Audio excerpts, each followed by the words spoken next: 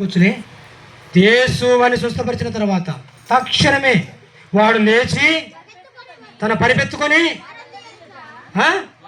వారందరి ఎదుట నడిచిపోయాను కనుక వారందరి విభ్రాంతి నుండి మనం ఇలాంటి కార్యములను ఎన్నడూ చూడలేదని చెప్పుకొనొచ్చు. దేవునికి స్తోత్రం. హల్లెలూయా. మొదటిది నమ్మకము, రెండవది ప్రయాస, మూడవది దేవుని మహిమపరచాలి. వారు దేవుని మహిమపరిచినట్టు ఈ మూడు విషయాల్లో నువ్వు కానీ సక్సెస్ అయితే, నువ్వు కానీ చేయగలిగితే, ప్రియమైన తల్లి, నీ కుటుంబంలో ఏ సమస్య వచ్చినా నువ్వు జయిస్తావు, నువ్వు ఎదుర్కొంటావు, నువ్వు నిలబడతావు, నేను దేవుడు ఆశీర్వదిస్తాడు. మొదటిది ఏంటి? నమ్మకం, అంటే విశ్వాసం. దేవుని మీద నమ్మకం ఉండాలా. అయ్యో నా పని అయిపోయింది, నాకు సహాయం దొరకదని నువ్వు కృంగిపోయినావా, నిన్నెవడు బాగు చేయలేడు. వాక్యం చెబుతుంది, ఎందుకో తెలుసా? శ్రమ దినమున నువ్వు కృంగిన ఎడల నువ్వు చాతకాని వాడవగుదు. 24వ సామెతలు 10వ వచనంలో ఉంది. శ్రమ దినమున, శోధన సమయంలో, కష్టాలు వచ్చినప్పుడు, బాధలు వచ్చినప్పుడు, అపాయం వచ్చినప్పుడు, ఆటంకం వచ్చినప్పుడు, అనారోగ్యం వచ్చినప్పుడు, నీకు ఏదన్నా రాని అలా వచ్చినప్పుడు నువ్వు ధైర్యం లేకుండా నువ్వు కృంగిపోతే, నువ్వు కృంగిపోయి నువ్వు వేదన పడి నువ్వు మానసికంగా బాధపడితే నువ్వు చాతకని కూడా అయిపోతావు. నువ్వేం చేయలేవు, ఇంకా నువ్వు పతనమవుతావు. ఇంకా కానీ అలాంటి సమయంలోనే నువ్వేం చేయాలా? ధైర్యంగా ఉండాలా. యేసయ్య చెప్పిన మాట ఏంటి? భయపడవద్దు అని అర్థం ఏంటి? భయపడవద్దు అని అర్థం ఏంటి? నువ్వు ధైర్యంగా ఉండు అని అర్థం. నువ్వు ధైర్యం కోల్పోవద్దు, విశ్వాసం కోల్పోవద్దు. రెండవది ప్రయాసపడు. ప్రయాస అంటే కష్టపడు అని అర్థం. ఇంట్లో నలుగురు ఉంటారు, ఒక్కడే కష్టపడుతుంటాడు, తప్పు. ఇంట్లో నలుగురు ఉంటే నలుగురు కష్టపడాలి. నువ్వు ఒక్కడో కష్టపడితే నీ ప్రయాస తగిన ఫలము నీకు దొరకదు. ఈ వ్యక్తి నీవు రోగిష్ఠుడు, ఇతను చావడానికి సిద్ధంగా ఉన్నాడు. పక్షమే మోసారు. ఎంతమంది మోసారు? నలుగురు మోసారు. ఇద్దరు మోసుకొని రావచ్చు, ఇద్దరు మోసుకొని రావచ్చు. ఇంటి దగ్గరికి వచ్చిన తర్వాత అయినా వాడిని చూస్తే అందరూ స్థలం ఇస్తారు, ఇవరా? అనారోగ్యంతో ఉన్న వాడిని చూస్తే స్థలం ఎవరైనా ఇస్తారు. కానీ నలుగురు మోసారు. నలుగురు కష్టపడితే ఒకరికి ప్రతిఫలము దొరికింది. ఒకరు కష్టపడితే నలుగురికి వస్తుందా?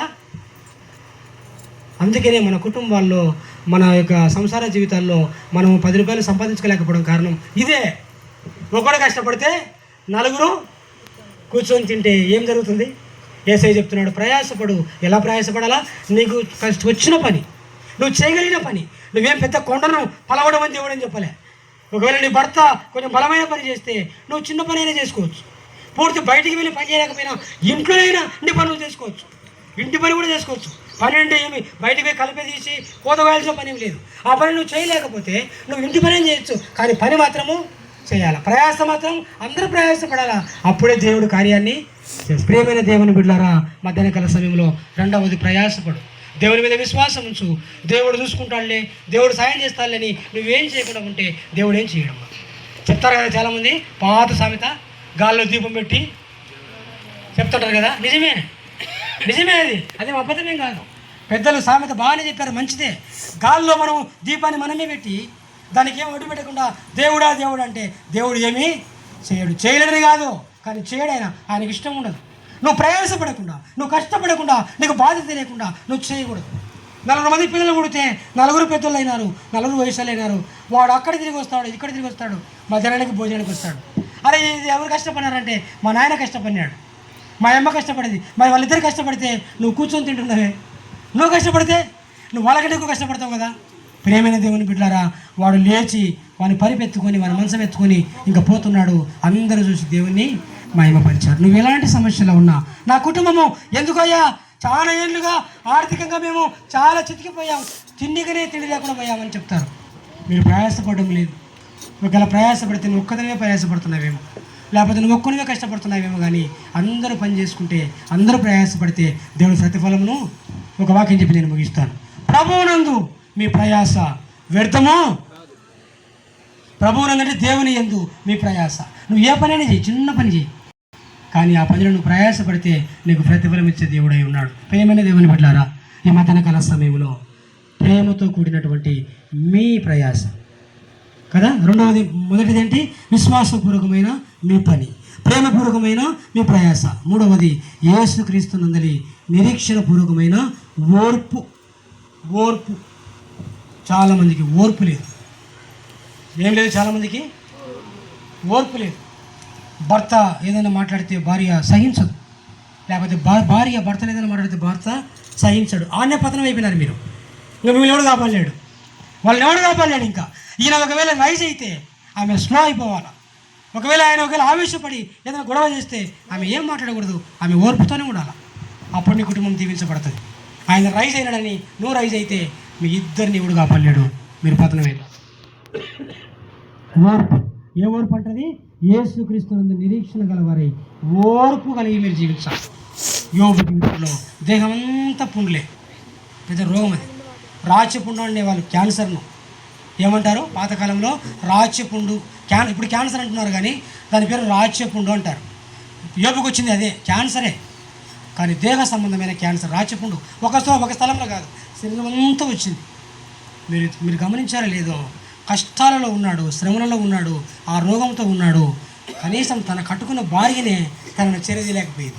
ఓర్పు లేదు, ఏమీ లేదు. ఓర్పు అంటే సహనం లేదు. ఏమంటుందో తెలుసా?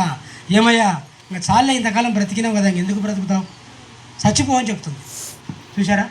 పెళ్లి చేసేటప్పుడు ఏమైనా ప్రమాణం చేస్తారో తెలుసా? ఈ మాట చెప్పి ముగిస్తాలే, నేను చచ్చిపోయేంత వరకు నేను నా భర్తను విడువననియు, మరణించేంత వరకు నేను తోడుగా ఉంటాననియు, వ్యాధి ఎందును, ఆరోగ్యం అందును, కీడు ఎందును, కలిమి ఎందును, లేమి ఎందును, అన్ని విషయాల్లో నేను ఆయనతో ఏం చేస్తాను? సంసారము చేయదునని దేవునికి ఎదుట, సంఘం ఎదుట, సేవకులు ఎదుట ప్రమాణము చేస్తున్నాను. ఇప్పుడు ఏముంటుంది? చచ్చిపోయా చాలు కానీ ఏం బ్రతికినావు కానీ. ఓర్పు లేకపోతే కుటుంబము పాడైపోతుంది. ఒకవేళ భార్యని రోగంతో ఉందనుకోండి, భర్త ఇంకా చచ్చిపోతే మళ్ళీ అని నెగ్లెక్ట్ చేశాడు అనుకోండి, చూపించకుండా ఏం చేయకుండా అన్ఫిట్ భర్తగా నువ్వు అన్ఫిట్, నువ్వు సంసార యోగానికి యజమానుగా నువ్వు పనికిరావు. ఇంకా ఓర్పు చాలా ప్రాముఖ్యమైనది. ఎంత ఓర్పు అంటే ఏదైనా నువ్వు కొట్టాలనుకున్న కొట్టాడ జరిగిందనుకోండి, నువ్వు సహించడమే నీ పని. ఓర్పు అంతే.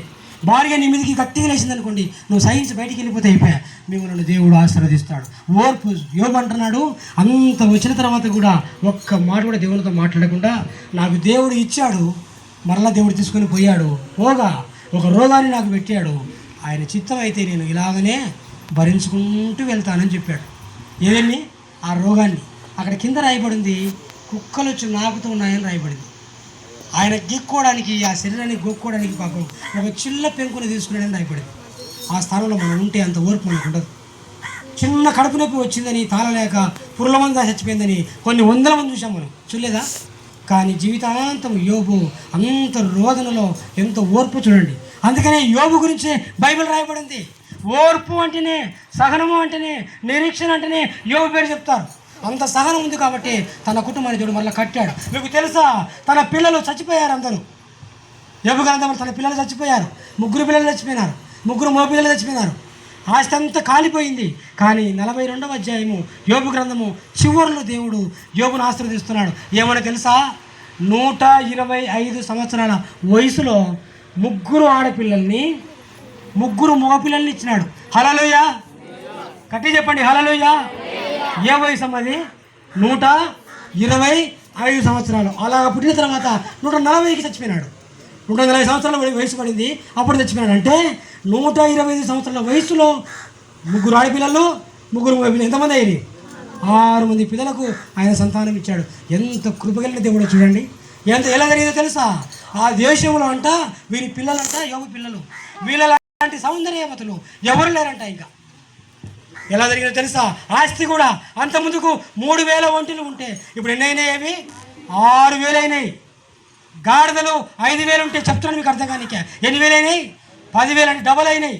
ఎందుకు వచ్చింది ఆశీర్వాదం అంటే ఆయన ఓర్పే, ఆయన సహనమే. ఎవడైనా రెచ్చగొడుతుంటాడు, వానితో పాటు రెచ్చిపోయి వానితో కూడా పోతువే, నువ్వు పతనమే.